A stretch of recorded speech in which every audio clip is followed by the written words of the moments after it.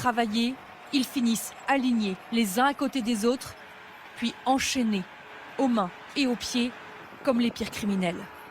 Direction le centre de détention pour 475 employés, dont plus de 300 Sud-Coréens. ICE, la police de l'immigration mandatée par Donald Trump, se targue d'avoir réalisé la plus grande descente de son histoire. On est vraiment en Amérique, j'ai jamais vu ça. Quelques heures plus tôt, avec des hélicoptères et des dizaines de véhicules, ICE et le FBI débarquent en force en Géorgie, sur le site industriel du groupe automobile sud-coréen Hyundai. On veut que toute l'activité sur le site cesse immédiatement. C'est la panique.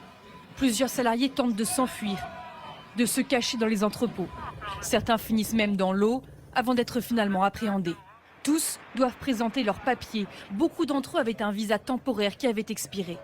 Mais ces images et surtout les méthodes employées choquent en Corée du Sud et font les gros titres. Certains médias parlent de trahison de leur allié américain historique. Le gouvernement demande des explications. Il y avait une demande d'investissement à grande échelle aux États-Unis et nous y avons répondu. On avait été clair sur le fait que la délivrance de visas était une priorité. On va clairement protester auprès des États-Unis. Après s'être félicité de l'arrestation de ces migrants illégaux, Donald Trump tente désormais de calmer le jeu. ICE avait raison, car ils sont illégaux. Mais il faut peut-être qu'on trouve une solution pour faire venir les gens nécessaires dans certains domaines, pour qu'ils forment nos compatriotes à le faire eux-mêmes. Donald Trump commence à le réaliser. Sa politique anti-immigration pourrait avoir un impact majeur sur l'économie.